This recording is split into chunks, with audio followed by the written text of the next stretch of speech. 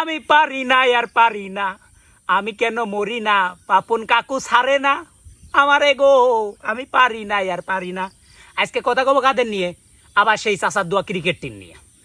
আজকে দেখলাম যে পাপন কাকু ওরে বাইশ বাইশ কাছে যে বাংলাদেশ টিম নিয়ে যারা ফাও কথা কয়েছে তাদের নামে নাকি অ্যাকশন নিবি, লিগাল অ্যাকশন। তে কে তোমরা নিতে পারো না? শান্ত, লাটন কুমার দাস, সাকিব আল হাসান এর এবার অ্যাকশন নিতে পারো না? হ্যাঁ, 4 লাখ টাকা বেতন দিয়ে ওরে পুষিয়ে যদি আমরা করতে না পারি যে আমরা একটা সেমিফাইনাল খেলবো, তাহলে ওরে 4 লাখ টাকা বেতন দেওয়ার দরকার কি? ওরে মাঠে পাঠা দেন, 500 টাকা করে হাইস দিন। হ্যাঁ, আপনি তো এই যে টিক্কার মতন, আপনার সব পাওয়ার, আপনি চালিয়ে তো ধরে ধরে সব জেলে দিয়ে দিতেন। কে প্লেয়ার গেলে জেলে দিতে পারেন না? হ্যাঁ, দেবেন তো প্লেয়ার গেলে জেলে। শান্ত এসে সাংবাদিক সম্মেলনে কয় যে আমাদের কাছে এক্সপেকটেশন রাখবেন। এই এক্সপেকটেশন রাখবো না কি? তো 4 লাখ টাকা বেতন দিয়ে আমরা পুষিয়ে রাখেছি। হ্যাঁ, তোর মাসে 4 লাখ টাকা বেতন দিই, মাঠে জোন বেসলি কয়টা হয় জানিস? মাঠে জোন বেসলি 500 টাকা পাওয়া যায়, তা প্রতিদিন হয় না। মাস শেষে দেখা যাচ্ছে 12,000 টাকা বেতন আসতে পারে।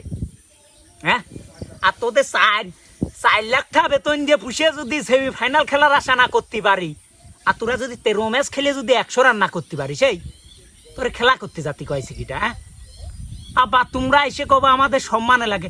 আরে ইন্ডিয়ার কথা কইছি, ইন্ডিয়ার লোকরা মানে ফেল করলে কি হয় জানিস? মানে কি, খেলায় ফেল করলি, ওরা খেলায় ফেল করলে প্লেয়ার গেলে বাড়ি আগুন ধরা দেয়। আমরা তো তা করি না, আমরা তো খালি ভিডিওর মাধ্যমে তোদের একটু একটু কথাবার্তা কই, তারপরেও তো তোদের লজ্জা নেই। হ্যাঁ, পরীক্ষায় ফেল করলে মানুষ কি করে? এই গলায় দড়ি নিয়ে মরিয়ে দেয়। তোরা তো গলায় দড়িও নিলি না, আবার দেই কি সাকিব আল হাসান আমারে ভাই জান, ওরে 22 নাম্বার 1। হ্যাঁ, চলি আইছে কি নিয়ে? দেই একটা ইলেকট্রিক গাড়ি নিয়ে, তাতাম নাকি কোটি টাকার উপরে। এত টাকা থাকতি ক্রিকেট খেলার পাশা মারার দরকার কি? হ্যাঁ, তুমি পারো না, খেলার দরকার নেই, সারিয়ে দিয়ে বাড়ি চলে যাও। হ্যাঁ, আর এখন তোমরা আইসো লিগাল অ্যাকশন নিবা সাধারণ জনগণের উপর। আরে জনগণরা খেলা দেখে বলেই তো তোরা খেলা করার সুযোগ পাইস, না হলে তোরে পিছনে এত টাকা খরচ করবি কেমা? দেশ চলে কয় কাদের টাকায় দিয়ে আমরা জানি না? আমরা খুব ভালো মতন জানি। দেশ চলে 3টা সেক্টরে, তার ভিতর আছে কি কৃষি, তার ভিতর আছে কি গার্মেন্টস, তার ভিতর আছে কি আছে হচ্ছে বিদেশি রেমিটেন্স। ওই দাদারা, তোমার টাকা তো একটাও লাগে না, আরো তোমার 4 লাখ টাকা বেতন দিয়ে আমরা পুষতেছি। পুষে পুষে কি পেলাম? ওরে বাবা রে বাবা, দাদুরা কি পেলাম? ডিম ডিম। আফগানিস্তানের মতন দলের কাছে যদি তোমরা হইলে ওই 40 রান করতে যাই ওয়ালা উঠিয়ে দাও, তোমার খেলার দরকার নেই, বাড়ি এসে মাঠে চলে আইসো। এখন পাট কাটতে হবি, পাটের সিজন, কোনো জায়গায় পানি মানি নেই, মাথায় করে টানতে হবে 2 কিলোমিটার, চলে আসো।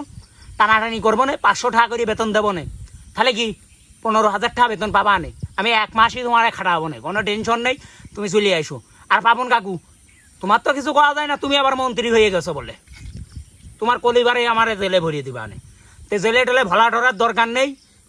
তো করছি এইসব বাদ দিয়ে ওই প্লেয়ার গেলে ছাটাই করে দাও, ছাটাই করে দাও। দরকার হলে ওই মাঠের তো ওই ঘাটের তো প্লেয়ার নিয়ে যায় জাতীয় দলে খেলাও, তাহলে পারে হবে নি।